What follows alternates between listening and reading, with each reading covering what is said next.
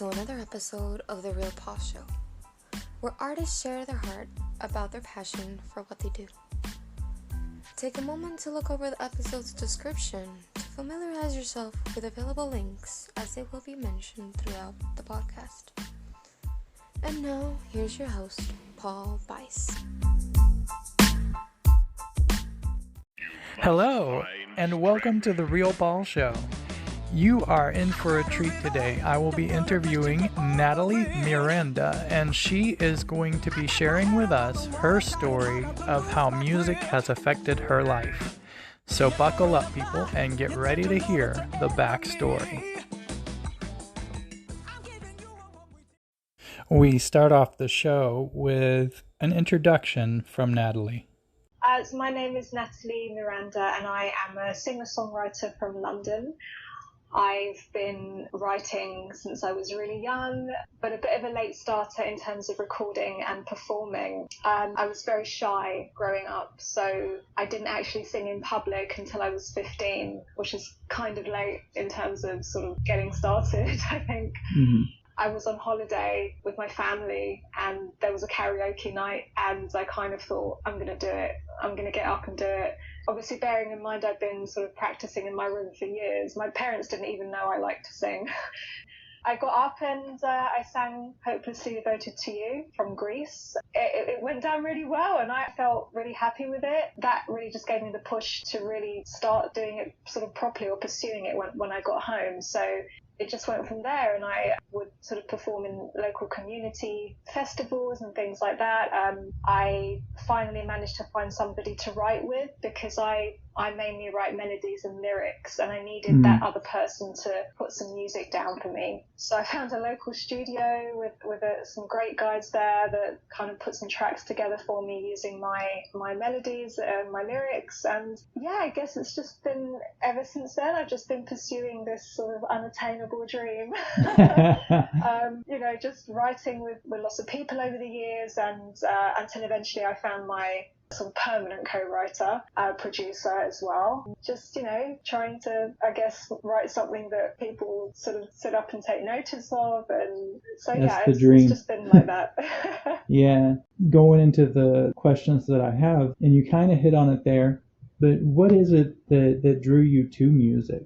It's always been something I've been surrounded by. So my grandfather on my dad's side, he was a violinist. Back in Cyprus, my family's from Cyprus, so my grandfather was a fantastic violinist, and even when he came here to England, he was known as sort of the violinist that everyone would hire, That's awesome. Yeah, he was great. So I think it's been something I've always been surrounded by, and my mum is a massive fan of music, so she would play many, many different styles of music while I was growing up. I think as I sort of started to get older, it just was the only thing that kind of felt right to me. Like, it was something that music doesn't judge you. You kind of it just is, and it helps you sort of relate to things and sort of get through, difficult times. Singing was a late thing for me. Music in general was always something I loved. I was classically trained on the piano from the age of 5, and I loved playing the piano, but it took me a while to realize that singing was really where my heart lay. Mm-hmm. So I guess that's why I was a bit of a late starter in that respect. But it's just when I'm sort of writing or when I'm performing, especially when I'm performing, I would say I feel very empowered, and I feel like I can almost be my real self. I'm fairly shy in sort of real life, in inverted commas, and I think when I'm on stage surrounded by, a band or an audience or something like that, I just feel like none of the sort of crap that goes on in the world can affect me. It's just That's me and awesome. my music. Yes. So this is interesting. So you were classically trained on the piano. Yes. But you found more of a connection through singing. That's pretty cool. I mean, I'm kind of ADHD, so I try a little bit of this, a little bit of that, and I'm kind of in that position now, trying to find my niche. I don't know. That was an interesting comment that you said that lit up a light bulb in my head. Yeah. But I mean, I did all the grades. Like over here we have the Royal Academy of Music, so I did all the sort of grades 1 to 8 on piano. Mm-hmm. I just kind of passed them. I didn't get like distinction or anything, but it was because I just I had a natural ability for it, and when I was growing up I just didn't want to practice, so I would just kind of somehow sail through all the exams without putting in too much practice, because it really wasn't my kind of I was doing it because, you know, my parents wanted me to do it, and I guess I didn't really appreciate it until I got older and realized the skills it gave me for songwriting. Right. And I did try to sing and play piano several times, but I think if you haven't done it from a young age, it's harder to kind of do it to a better standard when you're older. Yeah. I didn't kind of start it when I was starting piano. So when I did try it, I felt like I was focusing too much on the piano and forgetting about the singing, or vice versa. Right. Yeah. So I kind of just held my hands up and I was like, listen, I'm just going to let someone else do that, and I'll just focus on my job. And I think it just works better that way. Though I'm very envious of people like Alicia Keys that can do it. Right. Very envious. I can agree with you there. I actually tried it the very first time, and I say this a lot whenever I'm talking to people, but Broken Resolution was my first release last year, and it was one of my songs that I had written a long, long time ago, and I wrote lyrics for it, but I'd never really sat down and tried to play and sing it at the same time. And that's when I found that computers are great, because then you can play it and then you can sing it. Yeah, exactly. But do you sit down to play at all? Like, do you ever just get in the mood to just sit down and play, or no? I do sometimes. I mean, I've since learned how to play a couple of my own songs on the piano in a very simplified form. So sometimes I'll sit down and just hash them out a little bit. I can't remember much about the classical stuff. It was a long time ago, which I do regret. I used to be very good at it, but I just let it slide. Yeah. Every now and then I'll sit down, and I still do sometimes write a few things or come up with some ideas on the piano, but for me it's more like I'll come up with a melody generally and then just hand it over to my co-writer. Right. One of the next questions is, what is it that music does for you? What has it done for me? I guess sort of drawing on from what I said earlier, I've always kind of felt like a slight misfit in my life. None of my friends growing up were into what I was into. They were into kind of, you know, we're going to go to school, then university, and then sort of get married, have kids, stuff like that. My agenda when I was younger was literally just music. I was watching my favourite singers on TV and singing in my room and just dreaming of other things, you know, and I had nobody in my circle that was into that, so I couldn't kind of write with people growing up or anything like that. And I found like music was the only thing that really made me happy. I could find a song that if I was angry, I could find a song that was angry and I would understand me. Or, you know, if I had a crush on someone, I could find a song that understood me, you know. So I think growing older, or sort of getting older, I should say, it's given me a way of expressing myself that I can't necessarily do as well in everyday chats or things like that, because I feel a bit self-conscious. So if I put it into a song, it's like I take on a different persona and suddenly become Nathalie Miranda, the artist, rather than Nathalie Miranda, the sort of quiet girl from North London. That seems to be like a common thread among the musicians. It's like, and that's where I kind of coined the phrase, and I'm sure it's been used, but music says what words cannot, you know. Yes, it's like it really does. You get to a certain point and your words are just a jumble in your head, and you just sit down and you either listen or play or whatever, and it speaks. And a lot of times for me, that's the only way I write music. It's spontaneous. I don't know how to read or write, so I just sit there and record. And if it sounds good, I release it. Exactly. But yeah, I mean, that's how come the first piece I did was more than, I think it was like almost 15 minutes long. First song you did, wow. Yeah. But it was like stitched together through many years of heartache, pain, and all that stuff. I would sit behind the keyboard and just play it out. And that's where I see the heart and passion in a lot of the musicians that I tag. I see it in their face that they're connected to their music. So that's why I brought you in here. Where do you see music taking you, or where would you like to see it take you? from this point? I guess I'd like to see it give me more opportunities, open up my music to a bigger fan base internationally. That's a good question, actually.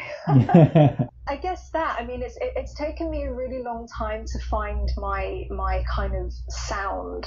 Right. Everything in my career has taken a long time because I didn't have the resources around me, and it just took ages. So, I mean, with my song Catch-22 that was released in 2020, that was a song that made the biggest impact. It's still my most streamed original song. It really just captured a big community in Latin America as well. I have a big fan base over there and in Brazil. I think with that sound, it kind of encapsulated my own sound.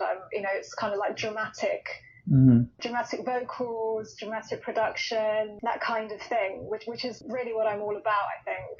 And then with the subsequent single, Battle Scars, it was a different genre, like it was more rocky, but it was still that kind of angsty, kind of angry kind of vibe. And it took me a while to find that, or perhaps I was too scared to explore it, I'm not sure, but the lockdown situation gave me a time to really find out what I wanted to do. So I think now I've kind of found that vibe and a certain fan base. I'm just trying to make even better music, whilst at the same time not pigeonholing myself, because I hate that. I don't like to stick to a particular genre. I just like to explore and explore the music that's inspired me as well over the years. So yeah, I mean, I hope I can continue to do that with I have another single coming out next month, which is completely different. It's something that I've always wanted to do, so I'm kind of just indulging myself.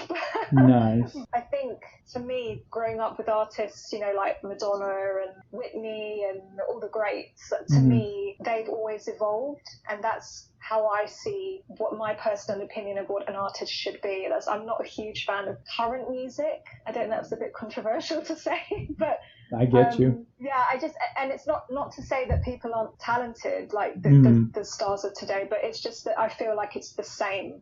Every artist is the same, and that's not what I grew up with, and that's not what I aspire to be. I like to change my style and experiment and things like that. So I hope I can continue to do that and just show people the different sides of me. Right. And in that, I mean, you're wanting to connect with people and to draw the crowd that connects to you. So for sure. Yeah, exactly. Being real is important. Oh, it's so important. And again, it took me a while to realize that. My first two singles, Red Light and Poltergeist, well, obviously I wrote them and it's me that sings them, but it feels like I remember trying to kind of be more of a pop singer. And those tracks are particularly more poppy. They're more synthy. They're very, very produced. And while I enjoy performing them, I get more joy out of performing things like Catch-22 and Battle Scars, because I feel like they're coming from a more sort of Nathalie Miranda place. Yeah, I get that. So yeah, being real is really important to me, and I do reflect that in my social media as well. I don't take the stance of dressing up every day and putting on full makeup, because to me that's not real. I try to show people that it's not a perfect world being in the music industry. In fact, it's quite the opposite. So I think it's important to show that.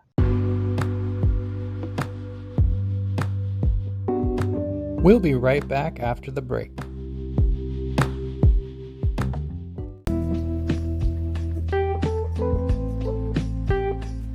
Need a fresh new haircut? Check out The Shop, located in Lehigh Acres, Florida.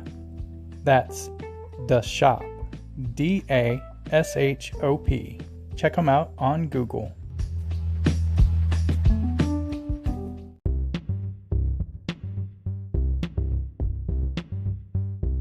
If you enjoyed what you heard here, please consider supporting the podcast with a monthly contribution. To contribute, just click the link in the description of this episode or visit The Real Paul Show on Anchor FM. If you haven't heard about Anchor by Spotify, it's the easiest way to make a podcast with everything you need all in one place. Let me explain. Anchor has tools that allow you to record and edit your podcast right from your phone or your computer. When hosting on Anchor, you can distribute your podcast on other listening platforms like Spotify, Apple Podcasts, and more. It's everything you need to make a podcast in one place, and best of all, Anchor is totally free. Download the Anchor app or go to anchor.fm to get started today.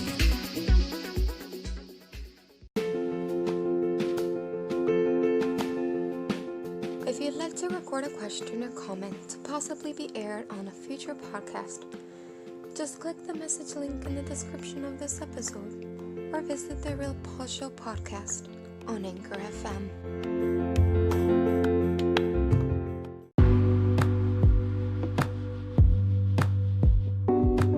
Welcome back to the rest of the story. So I'm interested to know now, because you've mentioned like different studios and so forth. Are you independent? I am, yes. Okay. Yeah. Do you want to sign on, or is that something that's where you draw the line? Now, that's a good question, because obviously it's been something for many, many years. That was the dream, wasn't it? You know, get signed to a major label and all that kind of stuff. But I wouldn't kind of reject the idea if for some reason I was offered a major contract. But I think having spent so many years now managing myself and promoting myself and being in control of the content and all of that kind of stuff, I think I would really have to sort of negotiate, let's say, to make sure that I do retain control of what I do. I guess because I'm not like a 16-year-old now coming into the business. I've been around, I know, I've seen a lot of things, and knowing that, I would want full control. So I guess major labels wouldn't be too happy with that. So I guess, I mean, as I say, I wouldn't say no, but I'm so used to doing everything myself. So it would be difficult to sort of let go, I think. Yeah, and I feel that's kind of the same story I hear from all musicians, and I hear like different nightmares from others who have signed on and wished they never had. Yeah. I think if you're lucky enough to find a well-known independent label that sees what your vision is, then that's great. I'm not really sure that kind of thing happens anymore. I think it's more like, people will just use online distribution. Mm-hmm. There's a rapper over here, I think his name is Chance. I think that's his name, and he's not signed to a major label, and he's huge. Is that the one who burned his Cadillac that he got for that some of the sign-on company gave him? Is that? I'm not sure. I have no idea. There was one independent rapper I saw on, I think it was MTV. It was burning a Cadillac while he was rapping in his video, and I mean, it looked awesome. The whole setup looked awesome. And then you read the description, and he said that, a major record label had been trying to repeatedly get him to sign on, and they sent him a Cadillac to entice him. So he's burned it in the video. Right. That's cool. Oh, wow. No, I've actually not seen that, but I mean, that could very well be him. I mean, it just goes to show that, you can do it. You just need to be lucky to get that fan base and get the hype going. And it is really difficult doing it yourself. I mean, I'd never even hired a PR company until I released Catch-22, and I think that's what made the difference for me. And while it's fairly costly, I think it's without that extra media sort of push, it's impossible to make any dent in this business. There's millions of people doing it, so it's you do need to do it. And also the sort of pressures on an independent artist today are just crazy. You have to be on every social media. You have to make loads of content all the time, and so hiring a PR company just to do that stuff for your singles or albums or whatever really takes the pressure off, and I think really does do something in terms of sort of getting a fan base involved. So that I'm gonna have to be, for me, it's gonna be a while, but I just have fun doing what I'm doing right now. And I think that's another thing, having fun. I think people have forgotten why you started it, why you started music. It's because we love it. We love music, and we love what it does and what the message is. And my personal opinion is that social media and technology has added an extra layer of stress, particularly for me. Today I'm just going through all my promo for my upcoming single, and it's just giving me such a headache. I'm doing teaser videos and editing things and planning a whole schedule. And I mean, I just want to make the music and sing it. Like, I don't want to do all this stuff, but I have to. Yeah. So I think it's added a whole other sort of layer of hell for independent musicians. But, it has its positives, it has its negatives. I think for me, it's kind of made life a little bit more difficult. Yeah. In terms of content creation and the constant pressure to be seen to be doing something. For sure. Yeah. I don't know about you, but it's like for me, I was like last year was really the first year of me being in the public eye as a musician, and it was scary. And it is scary, yeah. And I was also like all year looking at the numbers. And another musician friend of mine said, stop looking at the numbers. Enjoy what you do. Stop talking and play. Exactly. Yeah, I know. I'm exactly the same. When I release a single, I'm constantly on Spotify for artists. How many streams has it had? How many streams? And I think obviously it's a nice ego boost for our music. It's like, yay, people like the song. But I think it's all designed just to stress us out. But I think, like what we said, it's very important to just have fun and do what you love. For sure. The whole idea at the very beginning, whenever I released, was I'm just going to do this. I'm just going to do it. I don't care. I know I'm not, my singing voice is definitely not professional. My piano playing is probably maybe amateur to a little bit above amateur. So to put together a song and release it, I didn't want to do it. And then my friends were like, you know what? Release it, because you can always remove it later if you don't want it. Yeah, of course. So yeah. With that, I released it, and actually, like, I listened to it probably about a month ago. I listened to my own song, and I'm like, it's really not that bad. That concludes that segment of this episode. In the next segment, we will be covering fan-based questions. The questions that fans will ask when they're in her lives on TikTok or Instagram. So, without further ado, here we go. Yeah, and what genre or style would you say that your music has been up to this point before this new release? Okay, I always find this question particularly hard because I don't particularly pick a genre. I just write songs and... That's what I feel. Whenever I listen to you, I'm like, this is unique, Probably if I'm just referring to the last two, because I think they're more focused, so Catch-22 and Battle Scars, I would call it something along the lines of sort of dramatic pop. Okay. Because Battle Scars is inspired by rock music, but it's not really a rock song. It's more a pop record, but with sort of electric guitars in it and stuff like that. So I would say it's something along the lines of dramatic pop, but I'm just inspired by so many different genres, and it all just kind of clumps together in a big mess, and it becomes what I do. It becomes your awesomeness. And I think because I also have a quite different sounding voice, when I sing something, for example, my song Poltergeist would probably sound better with someone like Ariana Grande singing it, because she has a sort of a perfect pop voice. It's very thin, it's very high. Right. So when you put my kind of sound on a song like Poltergeist, it perhaps doesn't fit so well. But as I said, I just write stuff, and if I feel strongly about it, I will go ahead and record it and produce it and release it. So the next single is definitely more high pop, I would say, more dance pop. Yeah. But with my vocal on it, it just makes it sound a little bit different. Yeah. Of course. It's going to be interesting.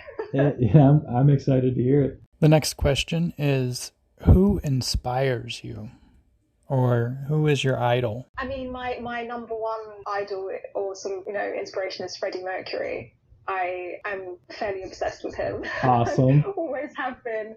There's just something, I mean, obviously, the crazy, amazing vocals, but everything about him, his performance, his songwriting, his fearlessness in the face of critics and anyone that didn't believe in him, things like that. And I do feel a kind of sort of strange connection to him, and I've read many biographies about him and seen the film 100 times and things like that, so I kind of feel some kind of connection to him as a person as well. He was incredibly shy, apparently, in sort of off stage, and I feel the same too. So, but yeah, I think for me I would aspire to be even just 1% as good as him. I think he's just phenomenal. But other than that, I'm very old school. I love the old school artists, Aretha, Etta James, all that kind of era. Yeah. Yeah. And then more recently, people like Whitney and, Christina Aguilera, just, I guess, powerful females as well. That really inspires me, powerful female artists. Right. And Christina Aguilera, dang, she's got some pipes. Oh, yeah. But I think she's great as well, because even from, she's only a couple of years older than me, but so when she came out, it was a great thing for me to listen to. The Stripped album as well was just a big game changer for me, because it just spoke to me. And she was just like, putting a finger up to the industry and kind of saying, I'm going to do what I want when I want. And that's a great message for female artists. Right. Because I think it's still an issue somewhat even today. So, yeah, she's great. Yep. And the last of the fan-based questions is, how do you write your own stuff? So my own music is a mixture of things. So some of it's based on personal experience, but other things are literally just, it could be anything. It could be a line I hear in a movie. It could be something a friend says. It could be something I've seen, or something someone else has been through. It really just depends.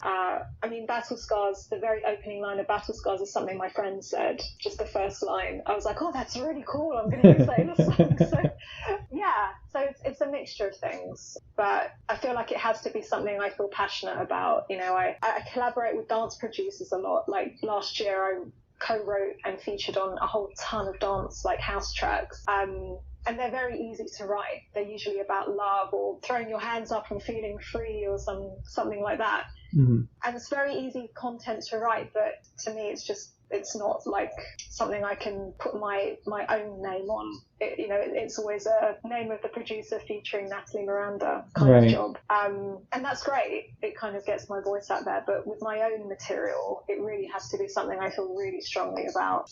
And now, in conclusion, we're going to find out from Nathalie what is the latest news with her and what is her information for us to be able to follow her. I have a new single coming out on the 11th of February, and it's called Is This Love? It's a completely different sound to anything I've put out there before, and it's actually a fairly old song. I wrote it about 7 years ago. It just took a while to kind of take shape. I'm really excited about it. It's kind of a more happy sound. Just say happy. Most of my music up to now has been a little bit moody or angry, so I'm changing the sound a little bit just to experiment a bit. There's going to be a video which will be on YouTube on the 11th as well, on the 11th of February.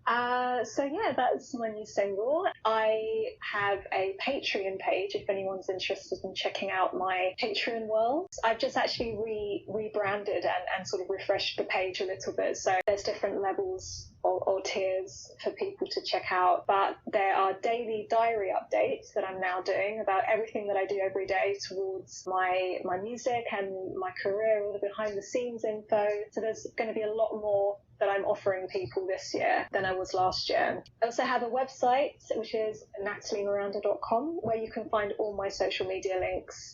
It's a very easy kind of landing page. That's also going to be updated very soon for the new single release. But if you sign up to that website, you will receive a free download of my current single, Battle Scars. Or if you'd rather wait, you'll receive a free download of the new single, but that won't be till the 11th of February. By the way, your release date is my birthday. No way! Oh my god, that's so cool. Actually, I'm a February baby as well. I'm the 6th of February. Oh, nice. My dad is the 5th. Yeah, I thought that was funny. I was seeing that the other day. I'm like, I gotta mention that. Aquarius as well, then. Yep. You're still let's see. Am I? Yeah, Aquarius. Yes, it's an air sign, and it doesn't sound like it. Yeah, exactly. Yeah, I've always thought that should be water, right? Yeah, you would think so. Oh, that's awesome. Thank you so much. I appreciate everything that you took time out of your busy day for me.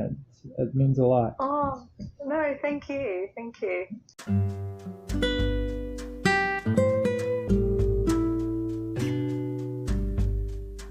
Thank you for listening to yet another episode of The Real Paul Show.